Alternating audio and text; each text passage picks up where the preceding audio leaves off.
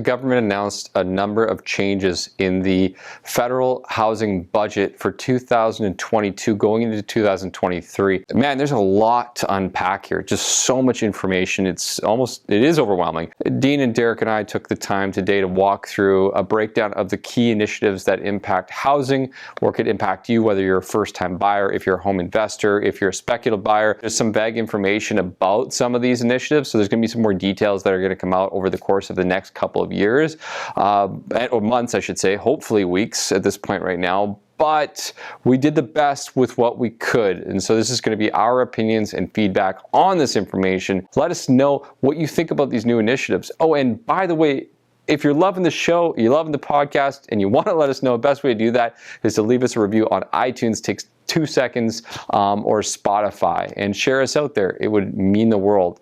Enjoy the episode. We'll see you on the other side.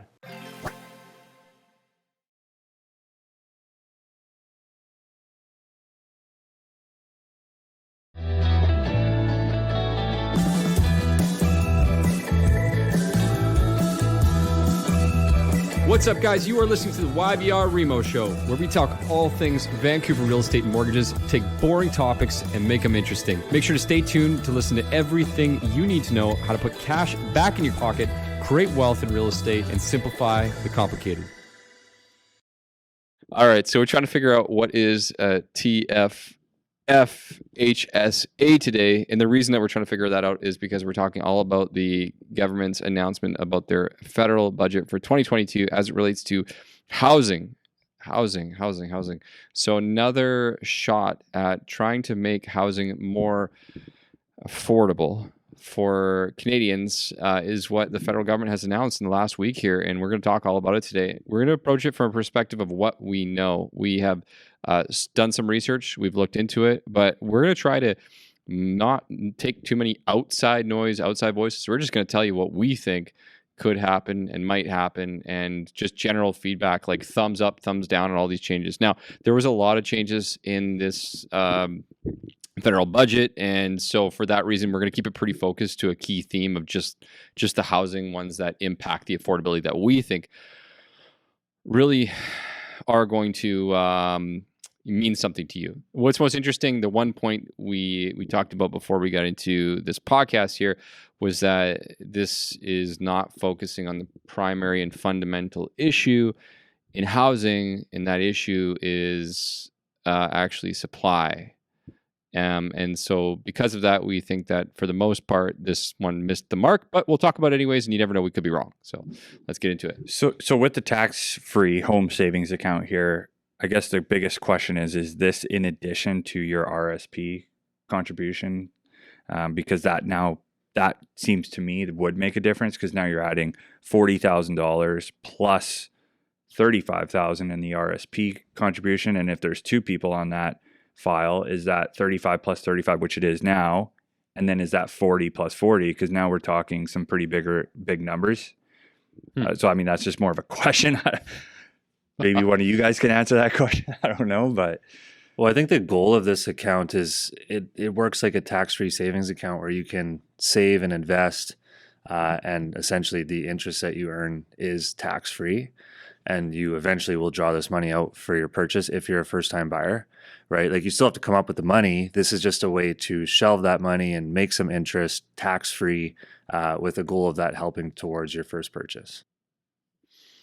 Yeah, I mean, let's get into explaining what the heck we're even talking about here first and foremost. So the tax-free home savings account, otherwise known as the FHSA, because it's first home savings account, so kind of screwed that one up already, is one of the measures that the federal government has put out to Canadian borrowers to see if they can help them get into the market for their very first homes. Now, as Dean mentioned, there's a lot of question marks here, but generally speaking, the idea of this is to be something similar to a tax-free savings account, where you can essentially use those funds to invest like an RSP, and those funds the money that you receive will be obviously tax deductible. And ultimately, you take that money out for the purposes of buying your first home. So that's one of the many measures. Of course, as Dean mentioned, if it ends up being $40,000 that you can contribute on top of your $35,000 RRSPs, I think this is a generally speaking good thing. But if that's not the case, then perhaps that may not be as strong as we're hoping. I also read that there were some limitations that you could only actually contribute $8,000 per year to the tax-free home savings account. But again, still yet to find out those details. Yeah. So with that, then, I mean, that tells me it is very much like the RSP account, because that's tax deductible income that you're putting into that account, and then you're not being taxed on it when you pull it out. So it's more than just interest that you're not being taxed on. That's actual income. So for me, like, this one definitely hits a mark, if that's the case. If that's the case, yeah. I hate the ifs and buts, but that is ultimately what this kind of is at this point. I mean, there's definitely questions that have to be answered and addressed, and the government will do that in time. hopefully. I think my biggest question mark continues to be the $8,000 per year indicated on the government website, which is the annual maximum. With an RSP, as you know, you can contribute the full amount right at any time. It just has to vest, sit in the account for 90 days, and then take that money out. Plus, you can use that right away for the tax benefits or tax breaks. But 8,000, that could be kind of annoying. And will that roll over? That's another question. Like, if you don't utilize your 8,000 allotment this year, can you use 16,000 next year? These are further questions that, have to be defined. As they do. Okay, well, let's talk about some of the other ones that are showing up here under the budget. Again, a lot of interesting themes that we picked up through this. They're throwing a lot of money at a lot of things, and it sounds really sexy, but it's very fluffy at the end of the day. For example, suggesting that they're going to throw $4 billion at helping building and construction, knowing that the reality is that's not going to help the fact that if you go to the city of Surrey, it could take 4 months or 3 months or 6 months to get any kind of construction permits in place. And that's just one example. Vancouver is probably the worst of many of them at this point right now. So I'd be curious to know, besides throwing money, how are they actually solving that particular problem? In any case, that leads us into the next point, which is the new Housing Accelerator Fund, which, Derek, you made a really good comment about the highlight of this program. Why don't you take this one away? Yeah, I mean, they're talking about spending $4 billion over the next 5 years, starting this year, with a goal of creating 100,000 new homes over the 5-year period, which sounds very expensive. And 100,000 homes seems like a lot, but when you look at the rate of immigration alone, I mean, we're far exceeding this. So, I mean, I think that the mindset behind this is correct, but I don't think the numbers are actually going to come to fruition and actually achieve the goal that they're trying to achieve here. I mean, as a whole, in general, the budget, they're suggesting spending $10 billion towards housing and helping supply and slowing the market, right? Just tons of money being spent here, and I really hope that some of these ideas work. There's a lot of questions here, because where is the $4 billion of funding going? If it's going to the actual municipalities to hire more staff and actually eliminate the red tape, I guess you could say, to getting a development permit, getting a building permit, those are then, okay, now we're talking, now we maybe can speed up the municipality timelines. Like the problem is like the red tape is created by the municipality and those governments, and that's not the federal government. So there's only so much like that the federal government can actually do in this situation. So if they're saying like, hey, we're going to give money to the city of Vancouver or the township of Langley or wherever we are, I don't know, maybe that could help.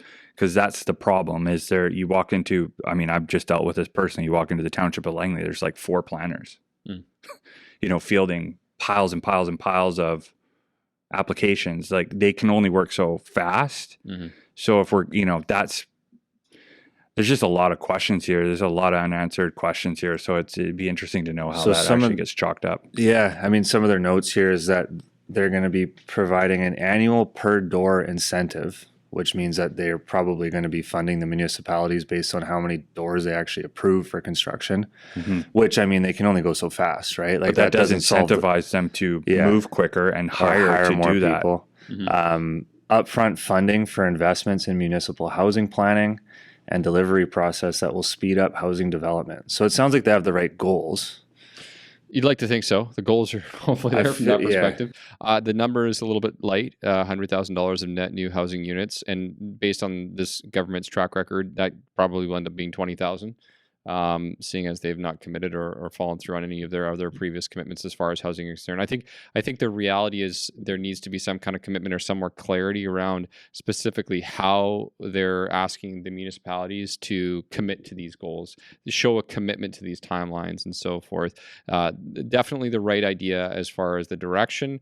I just think they're going to be way off in terms of the marks and the numbers, and I'd like to see exactly how they're going to do it. For this one, personally, I give this as a medium grade, like a 2.5 out of 5. Good idea. Maybe a 3. It could be a 3.5, but that's about as far as that goes because I think the numbers are way under where they should be. Anything else on you guys? How do you feel about that one? Good? Not good? There's just a lot of unknowns. Yeah. Agreed. I think and that's going to be the theme through a lot of this it's more, hey, here's what they're proposing and like, let's assess it later is kind of my thought on all of this. Yeah. I think this one's a huge flop if I had to predict looking down the road. I mean, I don't want to be too negative, obviously, about all this, but I think this one's a huge flop purely from a standpoint of just even reading the government's website here on how they're going to generally even approach this. There's nothing. It's pure fluff. We've seen them take these approaches in the past. Like you mentioned, it's the municipalities that are making the decisions. So how are you actually convincing them to move forward a little bit more? I'd like to see that. I'd love to be wrong in that one for sure.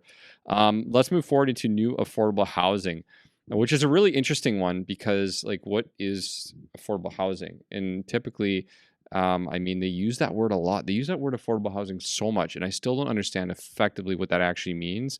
It's here to ensure that affordable housing can be built quickly. The budget proposes that $1.5 billion, again, billions of dollars, over 2 years here would create the Rapid Housing Initiative. Funding is expected to create at least 6,000 new affordable units with at least 25% funding going towards women-focused housing projects. Interesting. I mean, conceptually speaking, of course, probably trying to provide housing for people who don't obviously have the funds or the money to afford housing on their own or maybe at risk.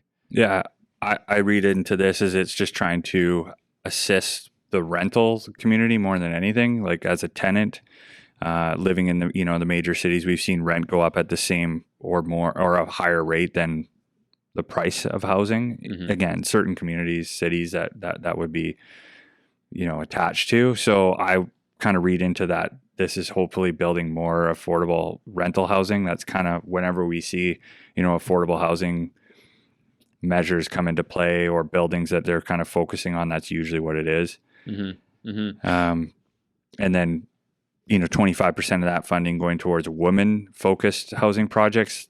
That kind of plays into that theme again. Obviously, I don't know how too much more to comment on that. It's kind of it is what it is. Yeah. I'm reading again through the government website. Over the last 5 years, the National Housing Co-Investment Fund has supported the construction and repair of 108,000 units for vulnerable Canadians.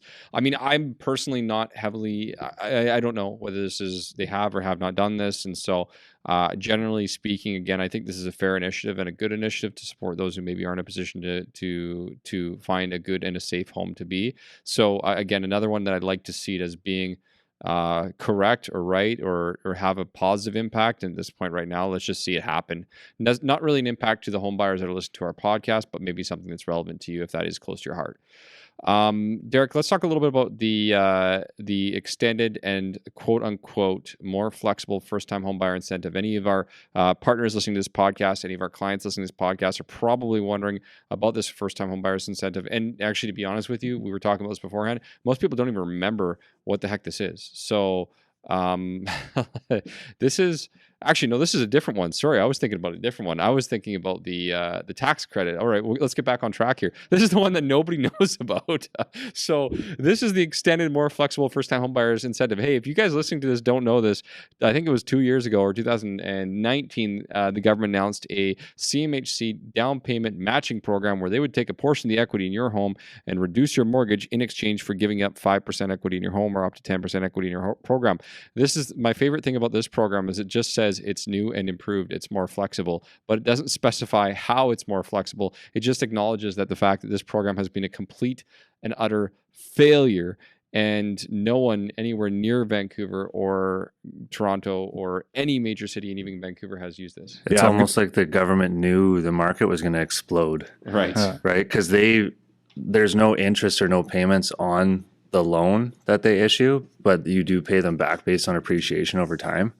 I mean, just to speak to this a little bit, we've had thousands of clients look into these programs. I've personally never funded one of these mortgages. Not to say there's not value there, but when you look at the numbers and you have your down payment on your own, all they're really doing is decreasing your mortgage slightly to bring your payment down to make it more affordable. But when you look at mortgage regulation in Canada, I mean, you're qualifying at 5.25% over 25 years, right?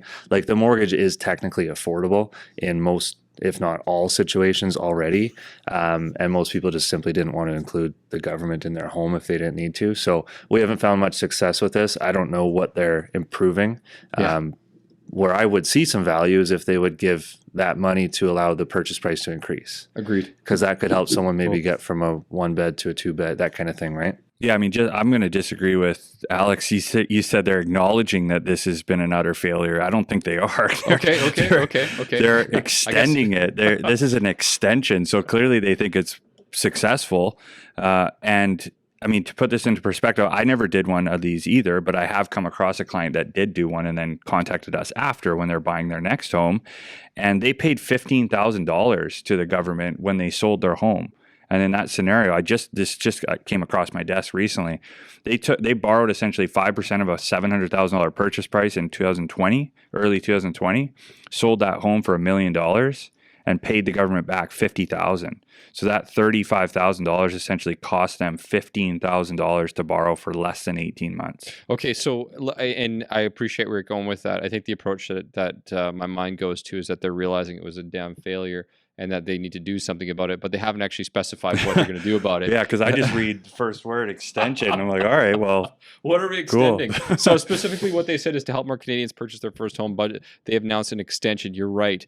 And the government is exploring options to make the program more flexible and responsive to the needs of first-time home buyers. Listen, Derek's absolutely correct. This needs to be more like the BC government program that was back in 2016. And even though that one wasn't the best case scenario, they at least allowed us to increase the purchase price because of the loan, which I used and helped a lot of buyers get into homes back then. And they had a flat amount they could pay back as opposed to having to pay back equity. Mm-hmm. It's kind of sad to think that the Canadian government's going to give you equity and they're not going to allow you to increase your purchase price. In fact, they're just going to reduce your payment, which is such a small amount, right, at the end of the day. So agreed on all fronts. I think this new program, obviously, just like everything else, yet to be determined as to how good this is going to be.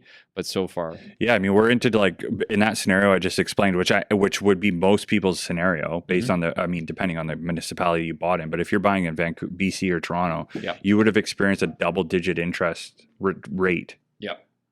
Like over 15%. Interest to borrow $35,000 in that scenario that did nothing for you. Yeah. It makes no sense, right? So again, I'm not into this program at all. No, agreed. Let's see what they do going forward. Let's hope they take some feedback, and I don't have any, obviously reason to believe that they will, but let's assume that someone comes to their senses and actually reaches out to constituents in the field like us, or otherwise that can give general feedback on exactly what they're seeing, or more genuine feedback maybe. Let's talk about this foreign investment and banning the foreign investments. This is the one that's been creating all the headlines, the newspapers. I mean, not newspapers, but whatever, online, Google, you name it, everywhere I've seen social media about foreign buyers being banned. Yeah. Well, I'd say one of the top agents that we work with in our community has been an agent for over 20 years and not once worked with a foreign buyer. So, I mean, to me, that's like, okay, that's just one agent, but this is a top 1% realtor in our community that's never worked with a foreign buyer in 20 years. So does that, I mean, again, that's one person's professional opinion, data, but is that tell you that, to me, that's like, okay, well, are foreign buyers the problem? No, if you're asking me, no, I don't think foreign buyers are the problem per se. I mean, I'm going to go ahead and suggest that that's good to hear that feedback. I don't know who this individual is per se, but it's probable they're not working with this type of crowd. I think a lot of the foreign buyers tend to go through like a funnel, so to speak, or someone locally. But with that being said, I agree with you. I mean, I think, I mean, even myself, I think I did financing for one person that ever was considered a quote unquote foreign buyer, and that was like 2017 or 2018. But everybody else is either a PR or like, let's say US coming to Canada sort of situation, and there's, or they're applying for their citizenship, or they're in the process. So, I think in my opinion, I think what they did in British Columbia with the property transfer tax, actually, I think that was personally a better decision, because at least it could generate money, although we have no clue where that money goes. So that's another issue. But I think that was better from a perspective of, if they're going to buy it, at least they're going to pay tax on it. And we could use that money, if it was used properly, to build or put back into the housing infrastructure. Again, I don't think this will have a meaningful impact, at least not in most cities and most areas. And I know I just question whether or not this is going to really do anything. I would love to see some stats to see how many foreign buyers actually have purchased in Canada over the last 2 years. I mean, to me, it does seem, and maybe this is just our network and where we live geographically, but I mean, yeah, we don't see many foreign buyers at all. And when we do, it's typically, someone across the border in the US. Not to say they're not purchasing, but yeah. Being on the finance side, I think it's far less that we would even see that type of buyer anyways, because a lot of those foreign buyers don't require financing. A lot of them are coming in with cash, and they're coming into the speculation is they're coming into this market to park cash. So they're probably not going to be getting financing. Yeah. But from a top realtor professional, again, that's just one opinion or like one person's data. But again, like this is clearly something that's not a big pressing issue from a lot of people that we talked to over the years. Again, I mean, to Derek's point, I'd like to see some data. Well, in addition to that, let's think about this. For the last 2 years, we've been in a quote unquote, I don't care if you believe it or not, but the government calls it a pandemic. And how many people have been traveling to Canada during that time? A lot less than normal, a lot less. And I don't know what the statistics are around that, but we all know that it's a substantial reduction in the amount of normal travel to the country. And so for that reason alone, we've seen less people looking to buy. In fact, it's only been the last 4 months or 3 months that we're seeing a lot of people coming from, the United States or things of that nature to make the move over. And so if that's the case, then there was a 1.5 year period, or even a 1 year period, where there was almost minimal to none in the terms of people looking to buy over here. The one place that this could make a difference is quote unquote speculation, from a perspective of buying new pre-sale properties and then trying to assign or flip and so forth. I think that could have a slight impact in that field, but even then, it's marginal in some communities at best. I think like you're trying to attack a certain demographic that you think is obviously an issue to the house pricing, right? The affordability of our housing. These individuals that are coming here are investing, large amounts of capital and finding ways to park their money will just find another way, in my opinion, like a family member that, hey, we saw it all the time where, people are sending their kids here to go to college or what have you. I mean, they'll find a way to invest through some other individual here. Agreed. I like the idea with the tax, because at least you still encourage those people to come and buy here, and then our government can benefit from it. Now you're just saying, hey, stay away. It doesn't really make much sense to me in that regard. And then, I mean, this is just like a bit of a conspiracy theory, but like, if our government is now telling foreigners they can't buy here, are we going to eventually have that same sort of treatment from other countries? Like, hey, Canadians, you can't buy here.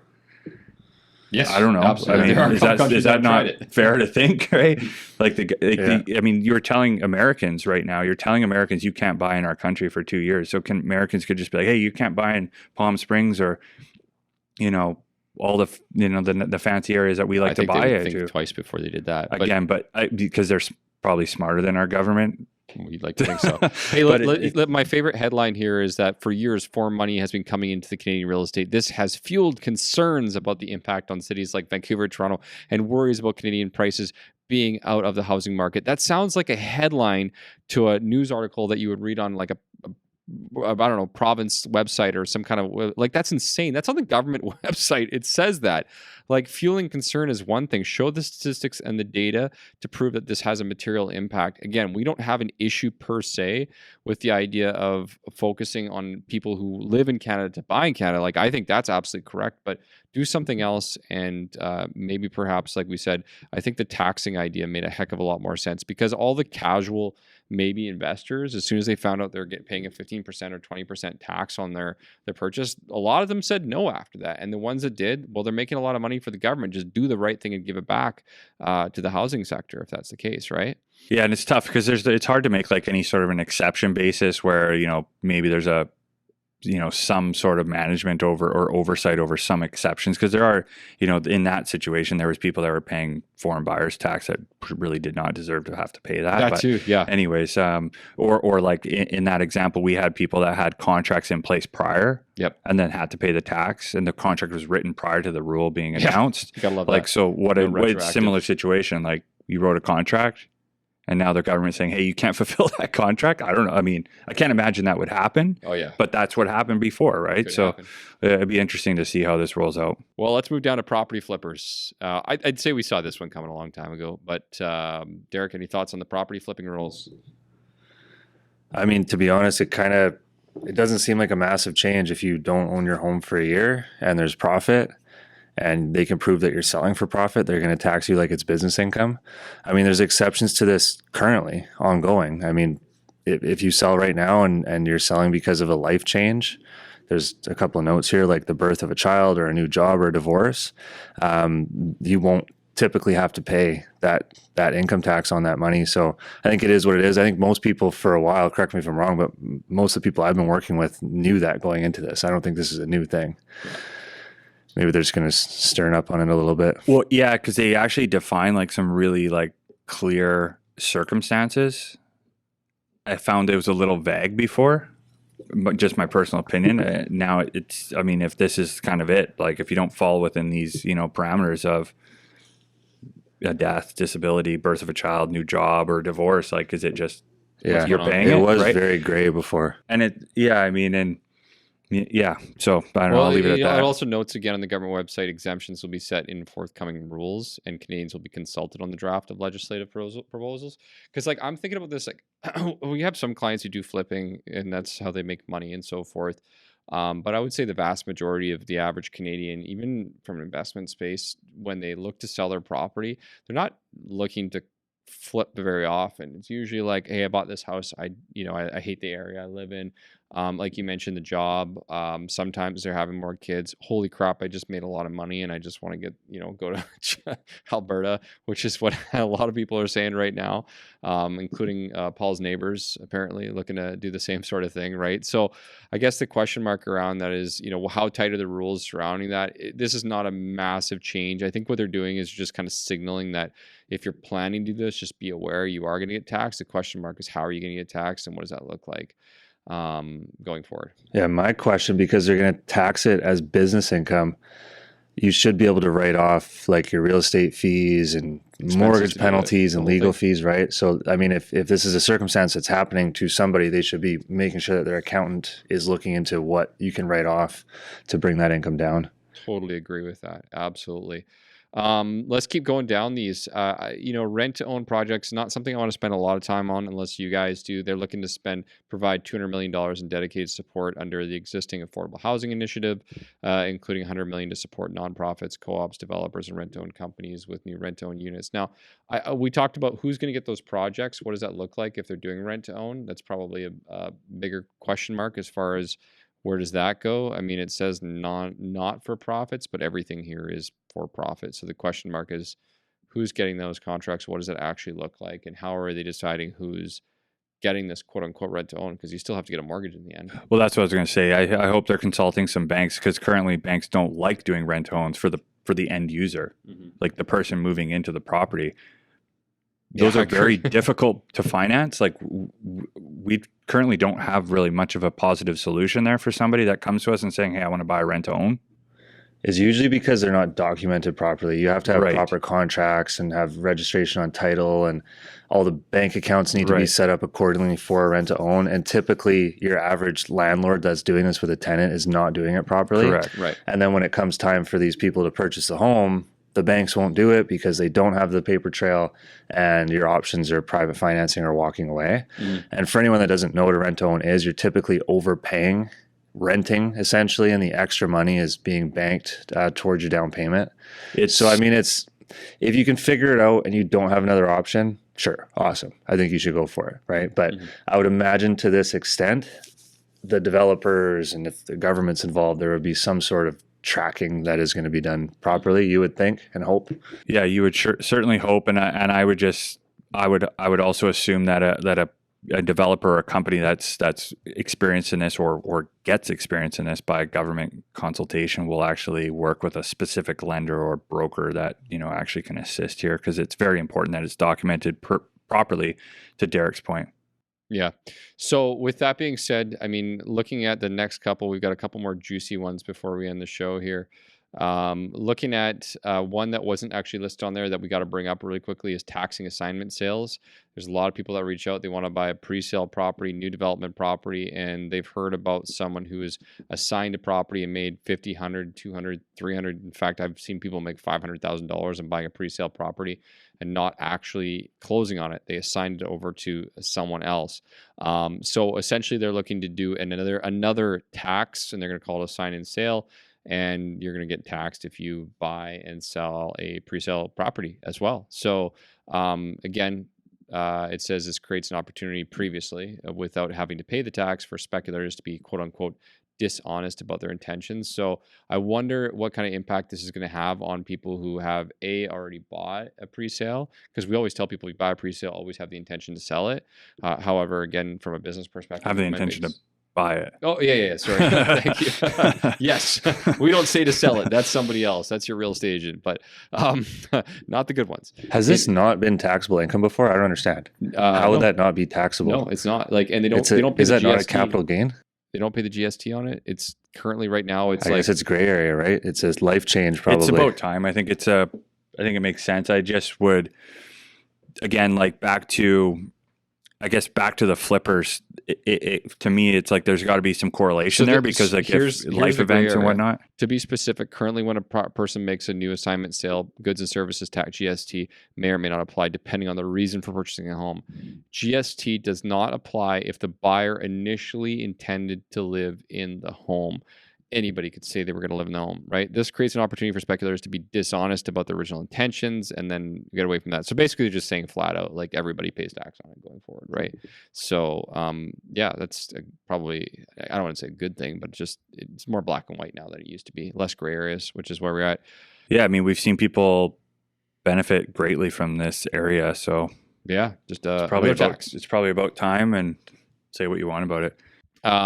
Well, let's talk a little about this Bill of Rights. I mean, we already have heard a lot about ending blind bidding in real estate. And I mean, we've talked about this at length last time when the BC government had indicated that they were going to come in with a cooling off period, which is already on its way. But now the federal government is getting involved, and they're saying that if the new Bill of Rights, they're calling it, as a home buyer, this could include ensuring a legal right to home inspection and ensuring transparency on the history of sales and title searches. That's super interesting. I mean, listen, I know that as a real estate agent, you can access previous sales, and if you sign up for accounts, you can access this.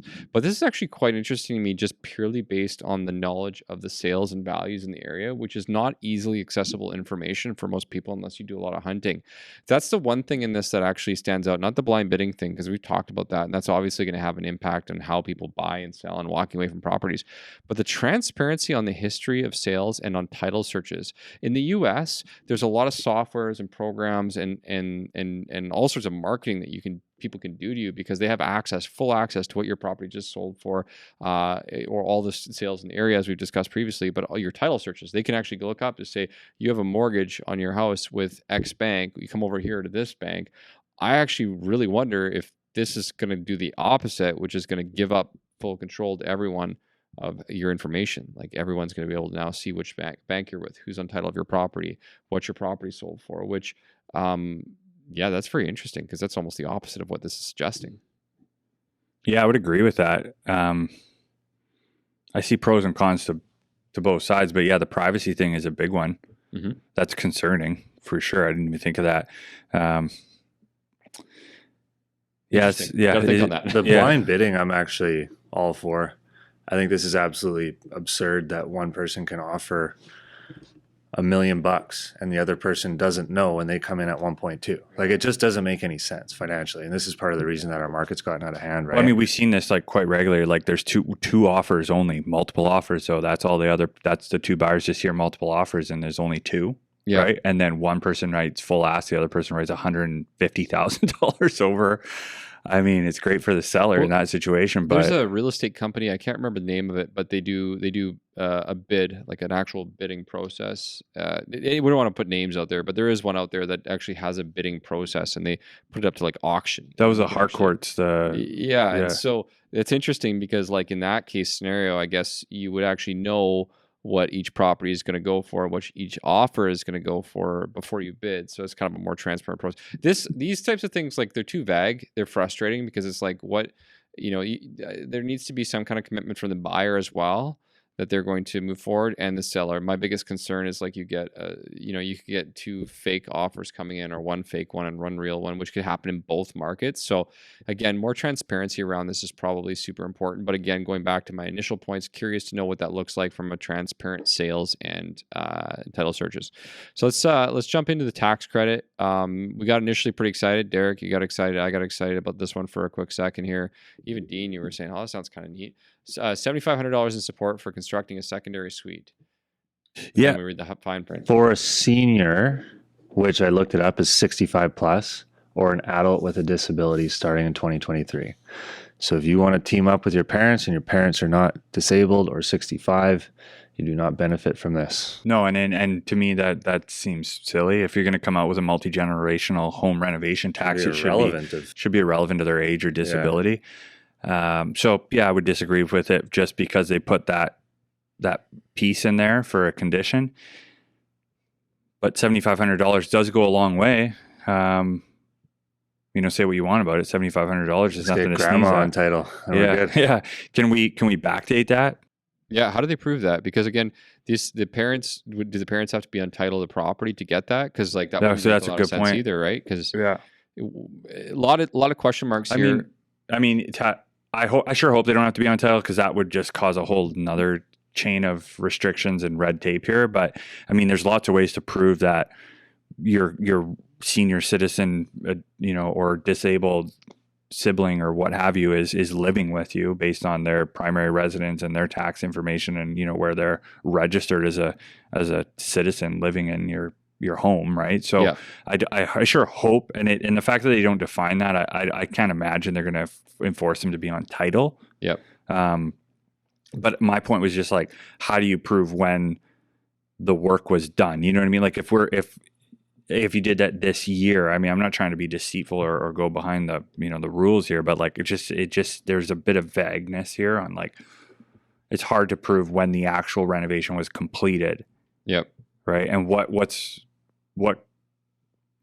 if it's anyways, there's just a bunch of what ifs here. There's no point in jumping in. It's the actual rules are 15% of up to $50,000 in renovation construction costs incurred to construct a secondary suite. But yes, but it will cap at 7,500. A cap at 7,500. Yeah. So exactly.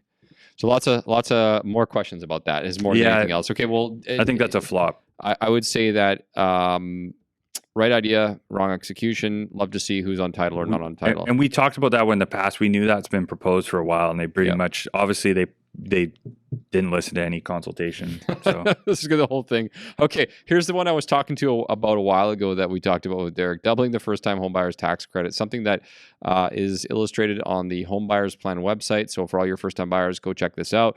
Doubling the first-time homebuyer tax credit, you get to claim this year after you purchase your first home to $10,000, providing up to $1,500 in direct support to home buyers applying to homes purchased on or after January 1st, 2022. Which is actually kind of good, because that means retroactively speaking, if you bought a home already this year, you would actually qualify for this. So basically, if you're a first-time buyer, when you're filing your taxes for next year, that would be 2023. Put this in the calendar for next February or January. If you're keen or anyone to your taxes, you can claim now a tax bill credit to the amount of $10,000, which provides you up to $1,500 of credits against your taxes. Which the less money you have to pay to the government is a good thing. Anything else on that one, guys? No. Just don't forget it. First-time buyers, realtors, reminders to your clients. Again, if you bought your home in 2021, remember you can still claim the tax credit. It's just that it's a max of $750 on that. I want to touch on, there was a lot more in this announcement, and I don't want to spend too much time on that at this point right now.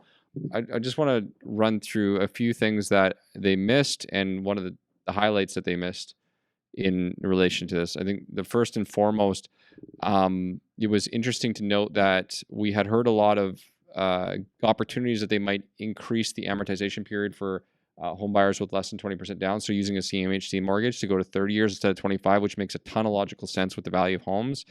Obvious one. Not only do they make more money in CMHC insurance, but there's a ton of reasons why they should increase the amortization period. Didn't happen. They also didn't raise the maximum, the $1 million price point. We had heard we're going to go to 1.25 or 1.5 in certain cities, which is long overdue.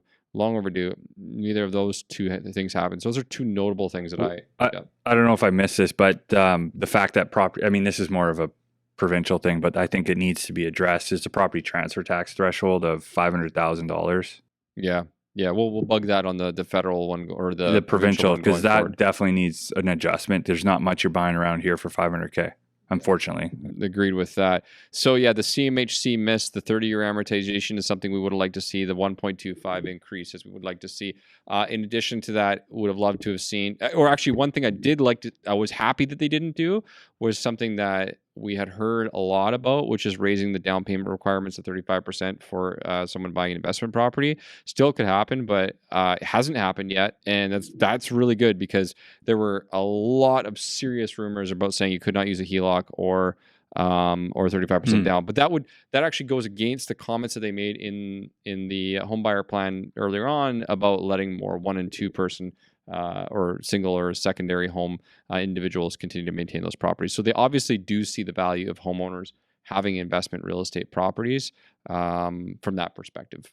Well, yeah, there's two major concerns here. House prices, it's tough to get in, but there's also a housing crisis when it comes to rentals, right? Like, you can't attack the landlord homeowner because, again, on the flip side to that, they're producing rental properties for people to live in.